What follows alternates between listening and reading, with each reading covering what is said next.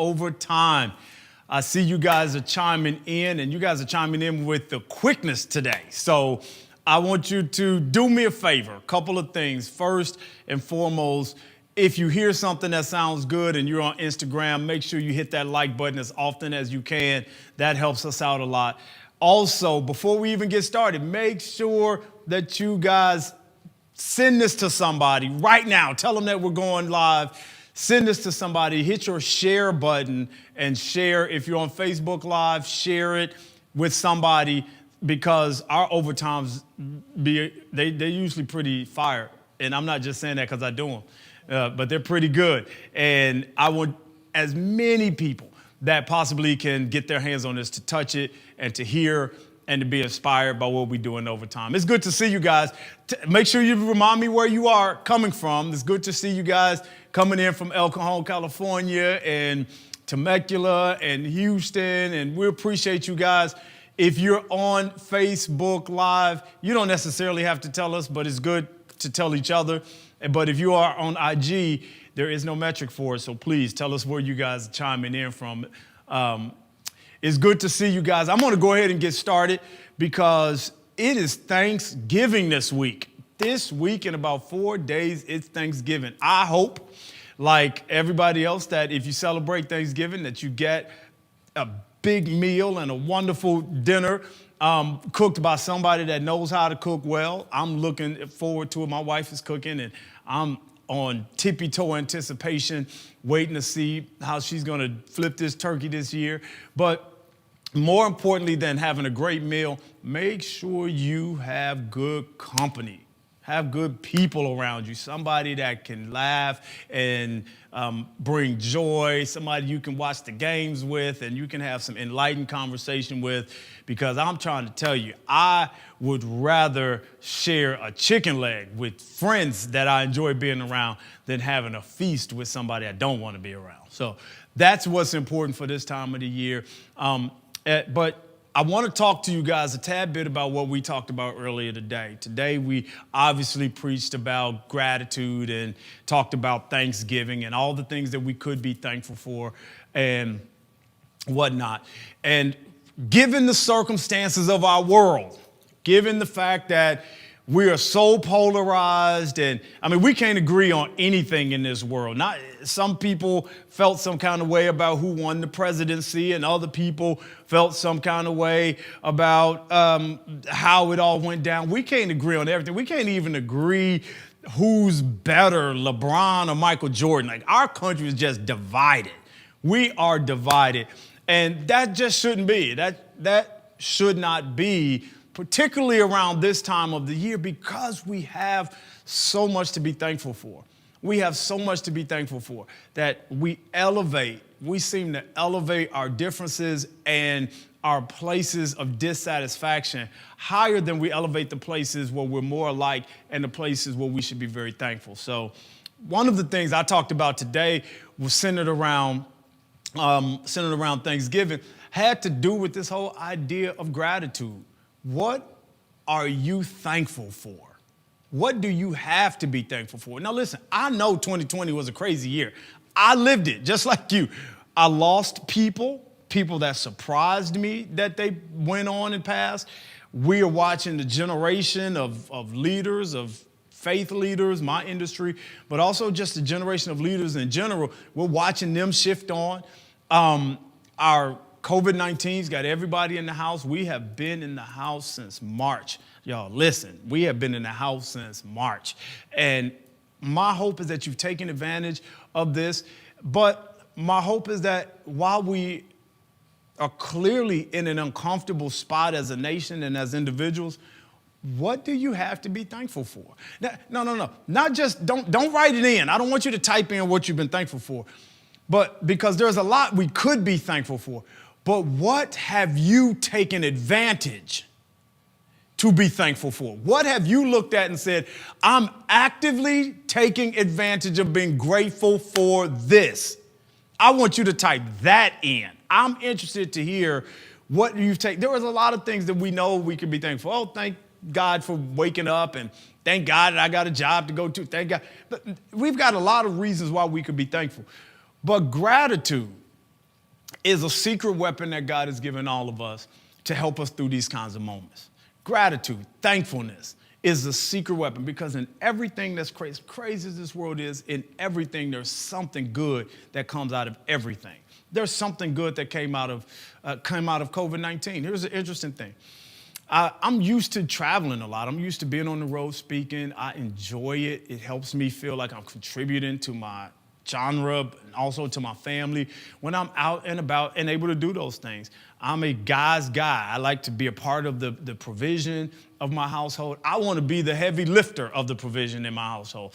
It's just who I am. That's the way I get down, and there's no judgment on anybody that feels differently. But for me, for Terrell, that's important to me.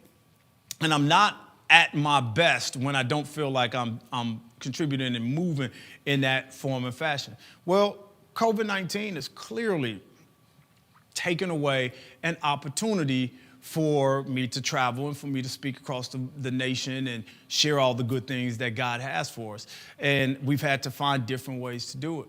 And I think about that, and I found myself dwelling on that way more than I needed to.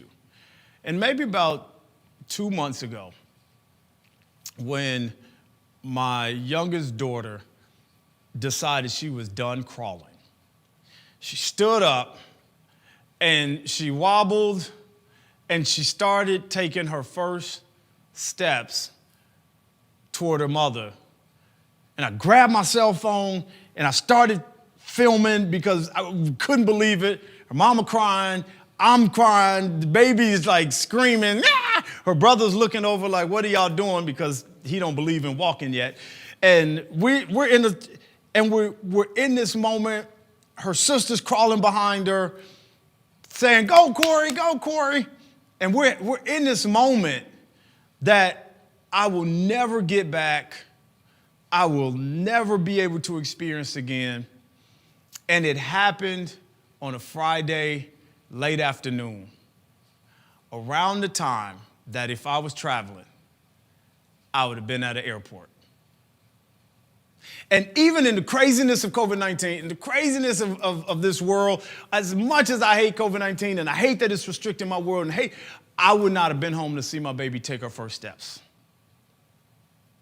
if it wasn't for COVID-19. There is something good in every bad situation. That's where I'm going with that.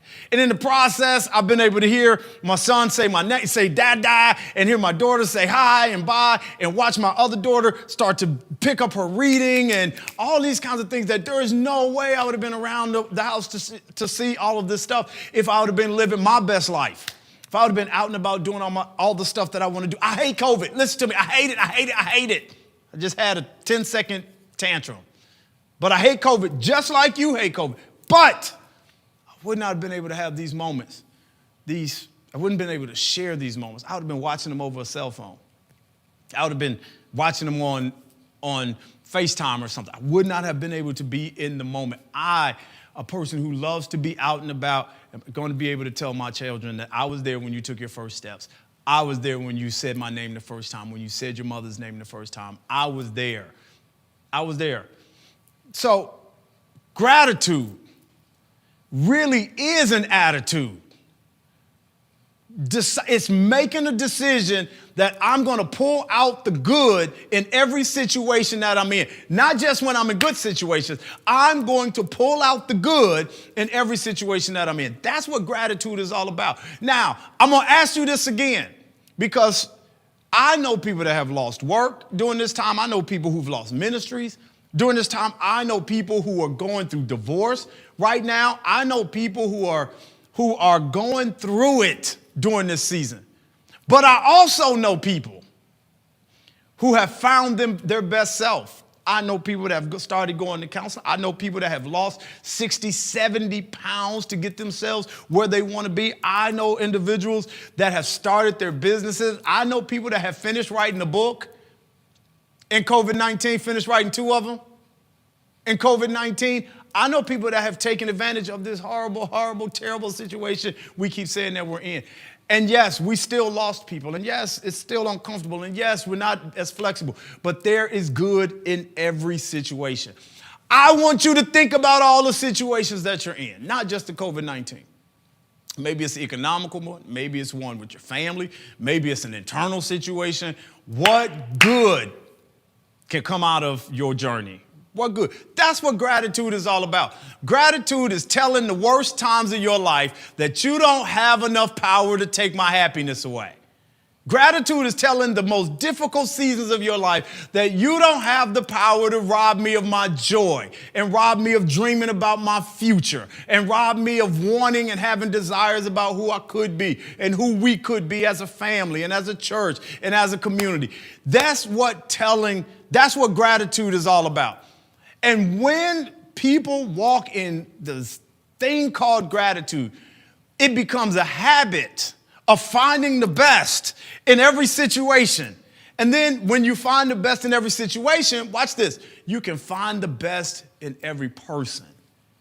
And that's ultimately where God wants us all to be, is where we're able to see the image of him in every person, everywhere, in every season of our lives. That's really what it's all about. There is a reciprocation that takes place when we walk in gratitude. When we walk with the attitude of gratitude, joy becomes your permanent state. It's your homeostasis. It's your permanent state. It's the way you wake up with joy. It's the way you go to sleep with joy. It's the way you go through stuff with joy. And that is an intentional attitude. Trust me. Some people think that, Terrell, you never talk about the stuff that goes bad and you never like to focus on the things that go wrong. It's not that I don't want to focus on them. I experience those things just like you experience those things. I don't like them any more than the average person likes them. In fact, I have my moments in my private time with people that I trust where I let my guard down and I go to the rails, so to speak. But I've also learned that complaining doesn't serve me, overcriticism doesn't serve me, cynicism doesn't serve me. I learned that for myself, that my attitude of gratitude allows me to extrapolate the good in every person. Because when I see good around me, I have a better day. When I see a reason to be grateful and a reason to thank God and a reason to find joy, for some reason I operate and I function better in that kind of environment. And that's not an environment that the world brings me. It's an environment that I create because I have created an attitude for gratitude. What environment do you need to create an attitude of gratitude in? I'd like to know. I want you guys to start listing it right now while we're talking. And even if we come off, inbox me and tell me some things that you're grateful for and some ways that life has been different for you simply because you shifted your attitude to one that says, I'm thankful, I'm grateful, and something good is happening in this for me. Something good is happening in this for me. That is the way of the master. That is what today's message was all about. So there's enough out there for you. Success is not scarce. Victory is not scarce. Healing is not scarce. Friendship is not scarce. None of that stuff. All you got to do is just go into every situation and say, where is it? Where is it? Where is it? Where is it? Pull it out and demand that of yourself every day of your life. And see once you start finding more joy around, because it's everywhere. There's reasons to smile. This Thanksgiving season, make sure that even if it's over a bowl of soup, you do it with somebody that makes you laugh, somebody that makes you smile, somebody that makes you feel good about yourself so you can find the joy in the moment, because that's what this season is all about. And when you find it in yourself, go be it for somebody else. All right? All right. I'm Terrell Fletcher. Thank you for tuning in. If you appreciated this, if you like this, when we close off, do me a favor. Why don't you find it and forward it to as many friends as you think would be blessed by it? Or tag a handful of friends and tell them, hey, you got to watch this video. Help me grow this audience. Help me grow this conversation of overtime, because this really is a place where we get to spend a tad bit more time, get a little bit more real, and talk about some things that can help us grow